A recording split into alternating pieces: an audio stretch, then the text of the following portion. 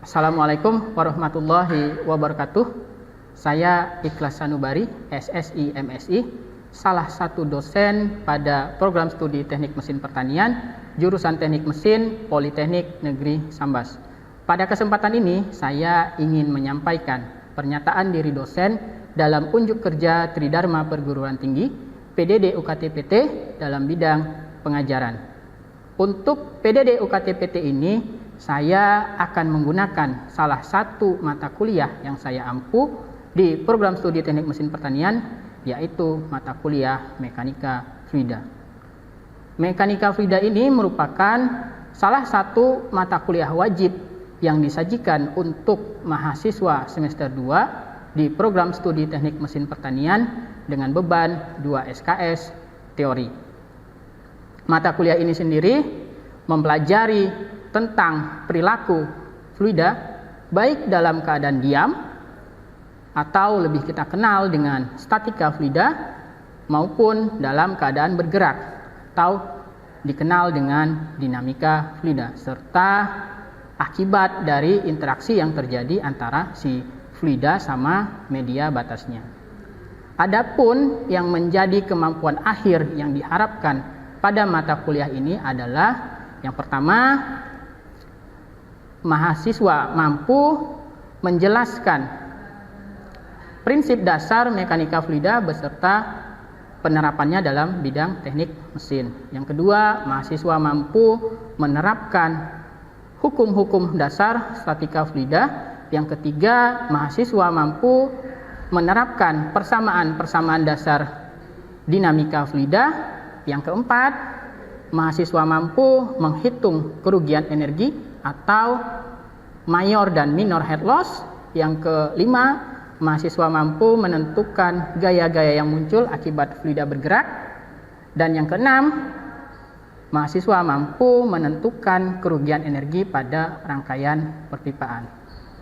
Selanjutnya, pada proses perkuliahan untuk mata kuliah Mekanika Fluida ini, saya menggunakan pendekatan pembelajaran dengan metode DIA, yaitu Delivery, Interaction, dan Assessment. Untuk teknik delivery, penyampaian materi saya lakukan melalui kuliah tatap muka, di mana materi saya sampaikan menggunakan bahan tayang PPT dan modul ajar dengan penjelasan secara langsung kepada mahasiswa menggunakan metode ceramah. Kemudian untuk teknik interaction, di sini saya menggunakan tanya jawab secara langsung kepada mahasiswa supaya terjadi komunikasi dua arah antara dosen dan mahasiswa. Di sini saya akan memberikan kesempatan kepada mahasiswa untuk bertanya jika ada hal-hal yang kurang dimengerti atau kurang dipahami selama proses pembelajaran.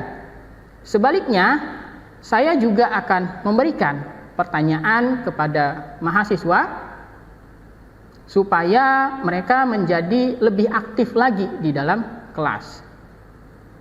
Baik dengan cara bertanya secara langsung atau menggunakan media pembelajaran interaktif seperti yang saya gunakan saat ini, yaitu Poll Everywhere. Selanjutnya, selain itu, biasanya juga saya meminta mahasiswa maju ke depan kelas untuk mengerjakan soal latihan di papan tulis. Sedangkan untuk assessment, di sini saya gunakan tugas kelompok maupun tugas per individu yang biasanya saya berikan pada setiap kali pertemuan.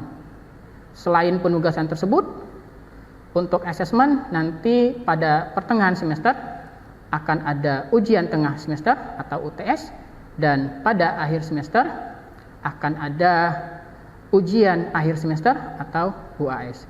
Di mana tujuan dari assessment ini sendiri adalah untuk mengukur tingkat keberhasilan atau tingkat ketercapaian dari capaian pembelajaran pada mata kuliah Mekanika Fluida ini. Baiklah, Berikut saya sampaikan salah satu contoh video pembelajaran pada mata kuliah Mekanika Fluida dengan topik statika fluida, khususnya pada materi tekanan pada fluida statis. Selamat menyaksikan. Assalamualaikum warahmatullahi wabarakatuh. Waalaikumsalam warahmatullahi wabarakatuh. Selamat pagi. Pagi. Pada minggu yang lalu ya kita udah belajar tuh tentang pengertian dan prinsip dari mekanika fluida. Nah, pertanyaannya seperti ini. Coba Anda sebutkan ruang lingkup atau kajian dari mekanika fluida itu. Ada yang bisa menyebutkan? Silakan. Siapa? Oke, silakan si Aminuddin. Silakan. Mekanika fluida mempelajari perilaku fluida, baik dalam keadaan diam, statika fluida maupun dalam keadaan bergerak, dinamika fluida serta akibat interaksi yang terjadi antara fluida dan media batasnya. Benar ya apa yang dikatakan si Amin tadi ya. Jadi di mekanika fluida ini kita itu mempelajari tentang perilaku dari fluida ya, baik dalam keadaan diam maupun dalam keadaan bergerak serta akibat dari interaksi yang terjadi antara si fluida sama media batasnya. Itu yang akan kita pelajari. Oke, bagus ya. Berikutnya pertanyaan yang kedua. Pada minggu yang lalu kita juga sudah membahaskan ya tentang sifat-sifat dari fluida. Nah, di sini ada yang bisa menyebutkan nggak contoh dari sifat-sifat fluida tersebut? Silakan siapa? Saya Pak. Oke, silakan. Aman. Massa jenis, viskositas, berat jenis. Ya, benar sekali. Ya, jadi kemarin kita sudah bahas sifat-sifat fluida. Yang pertama itu ada namanya massa jenis, itu terkait sama ukuran massa volume. Kemudian juga sudah bahas tentang viskositas, ya, itu merupakan ukuran kekentalan dari fluida itu sendiri. Di mana kemarin juga kita sudah membahaskan ya ada dua jenis viskositas. Yang pertama apa? Ya, kinematik, viskositas kinematik. Yang kedua?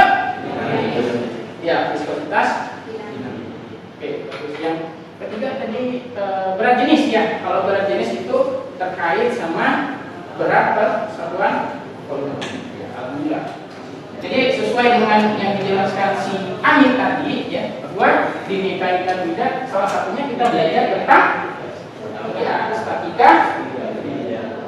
Kemudian ini adalah capaian pembelajaran atau kemampuan akhir yang diharapkan ketika kalian dapatkan materi ini. Jadi untuk capaian pembelajaran mata kuliahnya di sini mahasiswa kalian nanti diharapkan mampu menerapkan prinsip-prinsip dasar dari statika fluida itu yang pertama.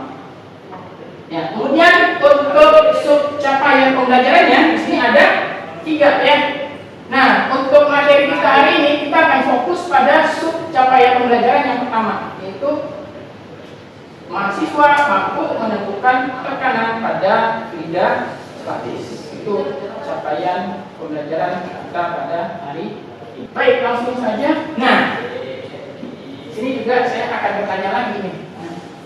Silakan siapa yang kira-kira bisa menjelaskan ini? Apa itu statika fluida? Saya Pak. Oke, ya silakan. Statika fluida merupakan bagian mekanika fluida yang mempelajari tentang fluida dalam keadaan diam atau statis. Iya, benar ya. Jadi apa yang dikatakan mau lihat ini benar. Jadi intinya ini ada dua buah kata ya, ada statika sama fluida. Statika itu biasanya hubungannya sama diam ya. Kemudian fluida. Jadi statika fluida itu adalah ya bagian dari mekanika fluida sendiri, di mana dia khusus membahas tentang fluida yang diam. Nah, kapan fluida itu dikatakan diam? Ada dua di sini. Ya. Yang pertama itu ketika fluidanya diam, ya, atau kecepatannya sama dengan 0. Itu yang pertama. Yang kedua, ketika fluidanya bergerak, tapi kecepatannya konstan atau tidak ada percepatan atau percepatannya sama dengan 0. Nah, setelah mendengar penjelasan tadi, ada yang bisa kasih contoh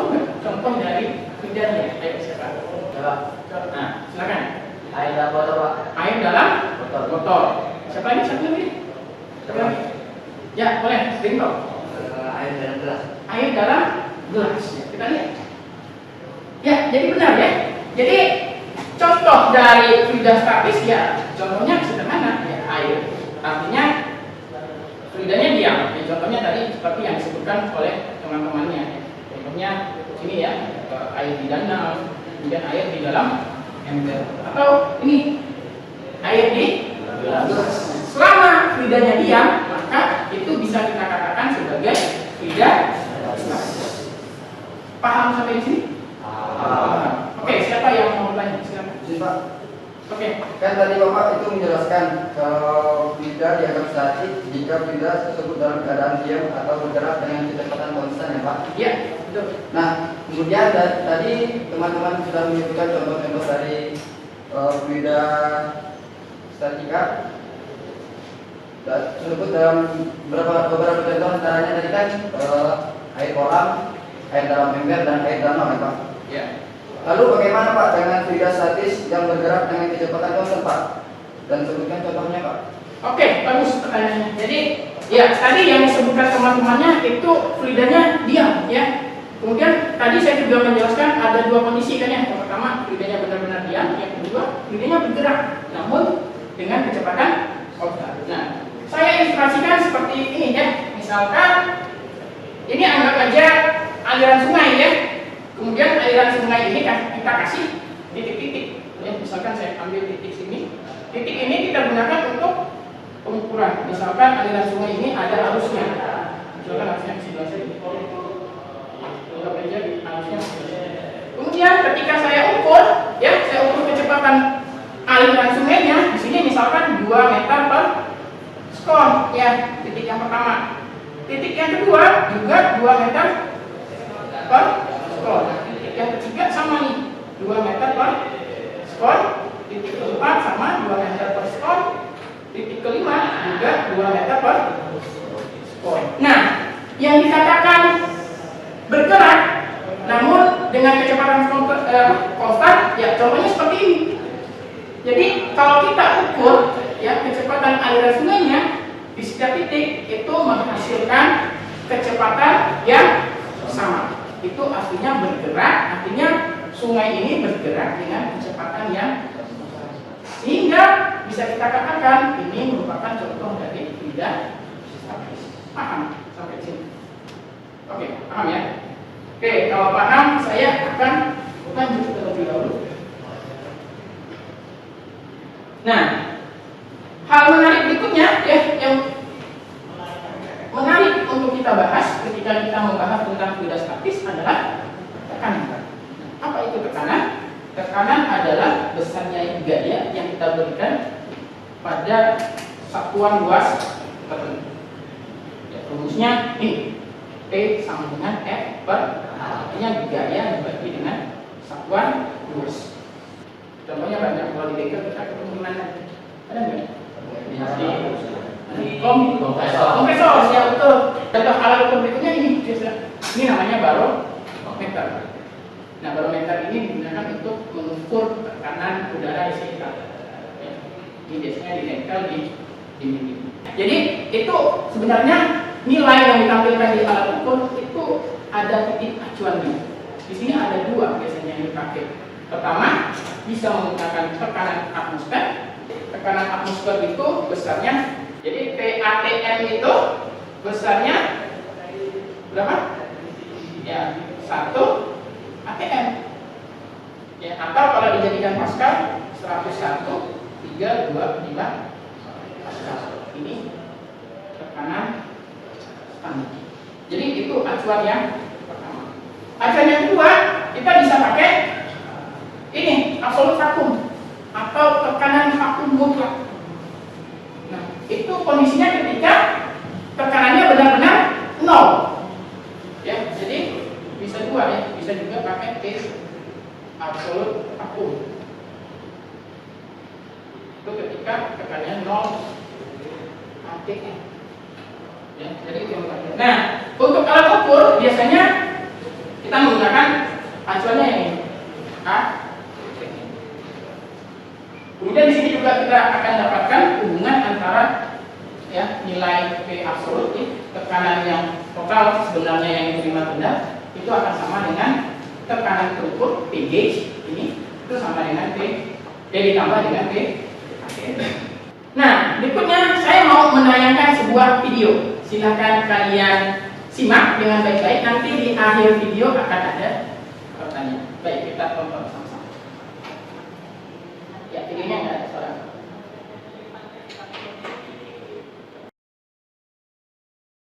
Nah, tadi kita udah melihat bahwa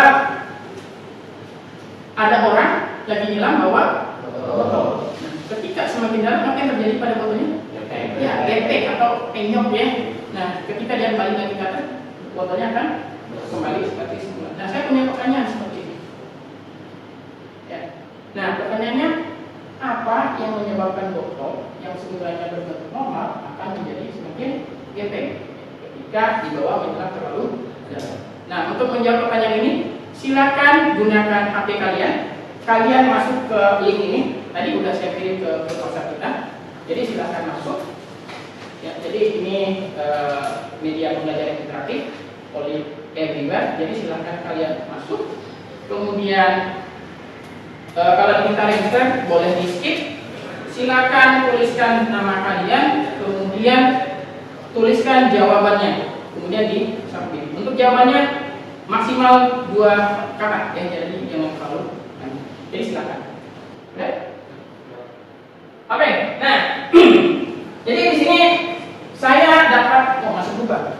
Nah, di sini saya dapatkan beberapa jawaban, tapi yang paling besar di sini saya dapatkan itu ini. Jadi tekanan hidrostatik. Nah, polanya, jadi kalau semakin besar tulisannya artinya semakin banyak mahasiswa yang jawab ini. Ya, oke, sekarang kita lihat jawabannya. Tengok gara-gara? Ya, kan gara-gara adanya tekanan dalam zat atau yang kita kenal dengan tekanan hidrostatik. Jadi tekanan itulah yang tadi membuat botolnya semakin jauh ke dalam semakin. Nah, kalian dulu apa itu tekanan hidrostatik? Merupakan tekanan yang disebabkan oleh zat cair yang berada dalam keadaan statis atau diam. Ya. Untuk menentukan besarnya bisa dari persamaan ini. Jadi P-nya itu tekanannya sama dengan rho G sama H. Ya. Massa jenis dikaitkan gravitasi dikaitkan dengan seberapa dalam. Ya, posisi bendanya. Lalu pertanyaannya, ya muncul dari mana tekanan itu berasal? Nah, untuk menjawab itu silakan kalian perhatikan ilustrasi gambar ini. Jadi sebenarnya ya tekanan yang muncul itu dari sini.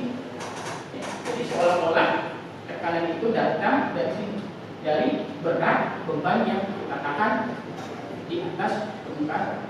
Jadi tekanannya muncul dari sini, dari berat bebannya. Ini misalkan sebuah plat saya masukkan ke dalam air. Jadi berat massa air yang ditanggung sama plat sampai ke atas itu akan menghasilkan sebuah tekanan yang namanya tekanan hidrostatik.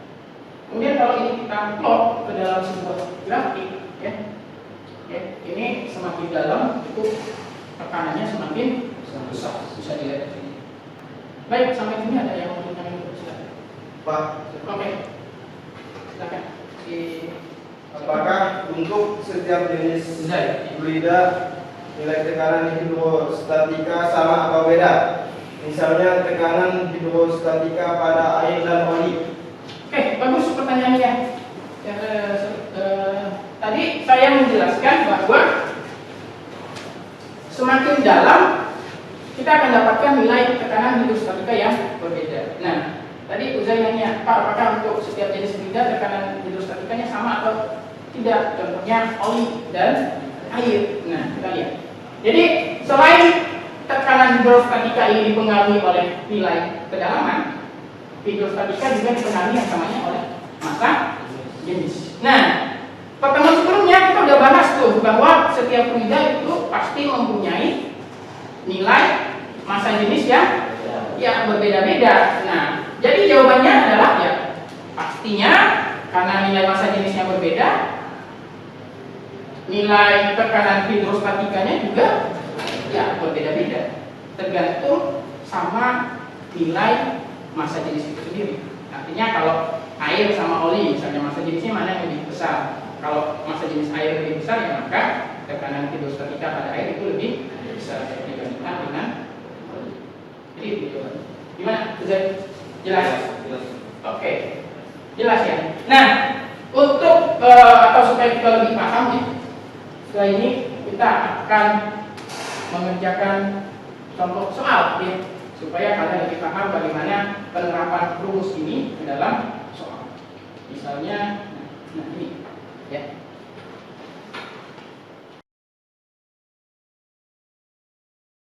Baik, kita coba bahas sama-sama.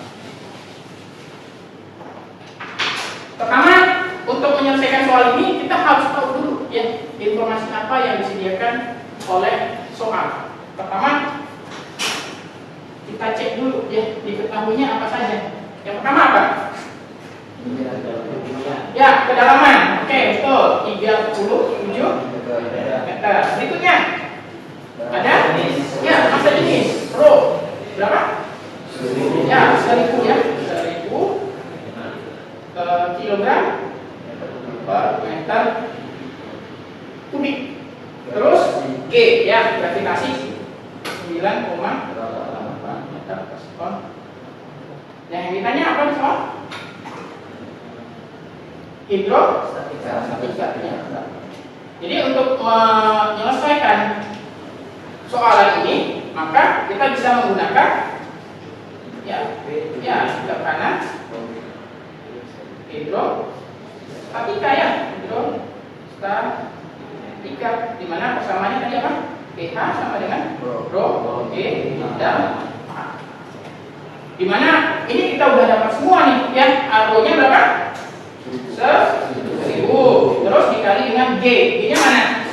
Ya, 9,8. Terus H-nya ya 37. Ya, 362.600. Satuannya apa? Pas atau Newton per meter persegi, itu sama ya, 362.600. Baik, jelas ya? Jadi sekarang kita silakan kalian kerjakan ini dulu sebentar. Nanti yang bisa menjawab silakan maju ke papan tulis. Oke, silakan dikerjakan dulu. Nanti yang mau bisa angkat tangan, silakan kerjakan di papan. Oke, ada yang bisa? Siapa? Oke, silakan. Ulfi ya, silakan. Ini dihapus dulu.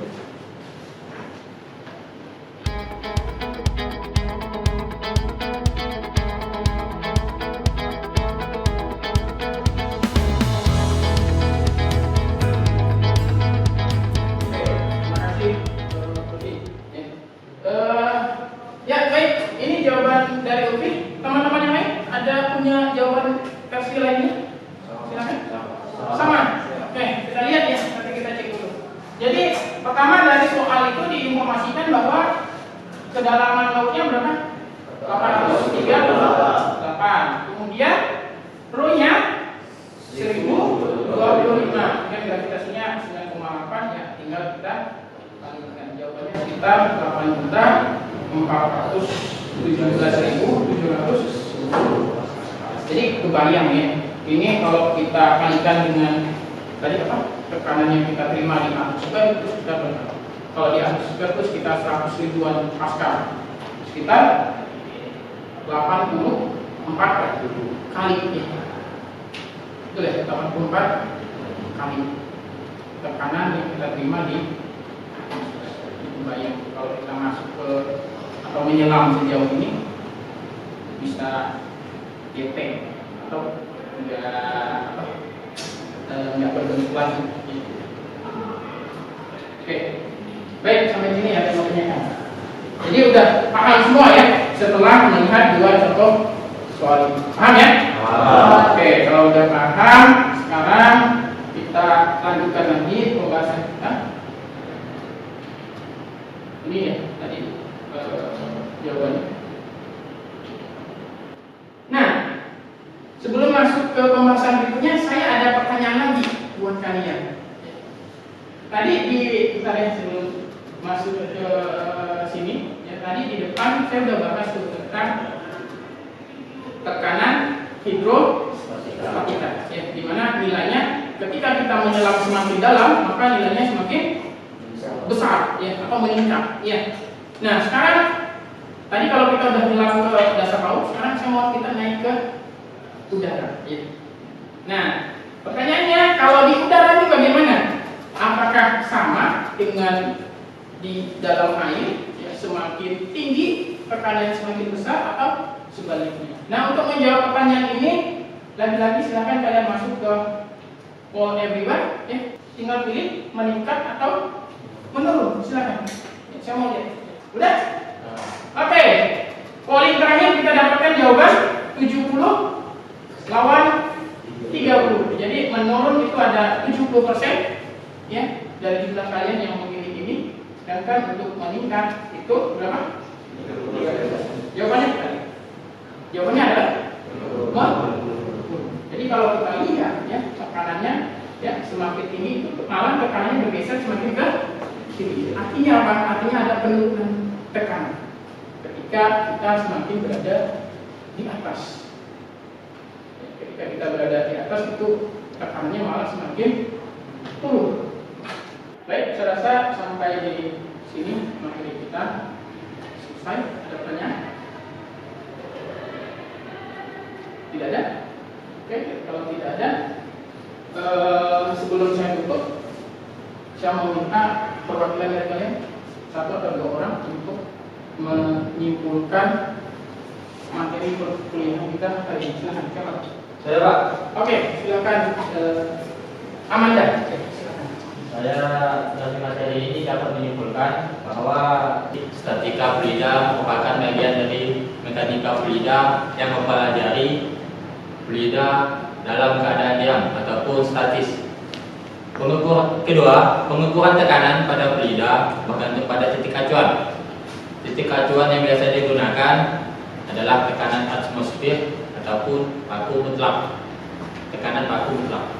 Oke, terima kasih Amanda. Jadi Amanda bisa menyimpulkan 2 hal. Pertama dari statika fluida sama pengukuran tekanan. Oke, nah, jadi ini ya kesimpulannya. Kalau saya bisa sebutkan lagi bahwa kesimpulan kita punya, ya, jadi benar apa yang disebutkan sama si Amanda sama Amandia. Jadi pertama kita udah bahas tadi statika fluida itu bagian khusus dari mekanika fluida yang mempelajari tentang fluida statis. Itu yang pertama. Yang kedua, pengukuran tekanan saya bilang tadi itu bergantung sama titik acuan. Di mana acuan yang biasa dipakai itu ada 2, ya. Yang pertama tekanan atmosfer dan yang kedua tekanan baku mutlak, ya. Yang ketiga tadi kita udah bahas sama-sama tekanan hidrostatika, yang merupakan tekanan yang disebabkan oleh zat cair, di mana nilainya semakin jauh kita dari permukaan dalam zat cair maka besar tekanannya semakin besar. Berikutnya sebaliknya pada tekanan udara semakin tinggi posisi kita malahan tekanannya semakin berkurang. Baik, sebelum saya tutup, ya, seperti biasa ada tugas, ya. Ini tugasnya silakan kalian kerjakan di kertas lembar, kemudian jangan lupa tulis nama sama NIM. Tugas ini juga bisa kalian lihat nanti di modul ajar kita di halaman 20, ya. Jadi silakan dikerjakan, kumpulnya minggu depan. Oke, saya rasa sampai di sini materi perkuliahan kita. Semoga apa yang kalian dapatkan dapat diambil manfaatnya. Kurang lebihnya saya mohon maaf. Akhir kata, wabillahi taufiq wal hidayah. Assalamualaikum warahmatullahi wabarakatuh. Waalaikumsalam.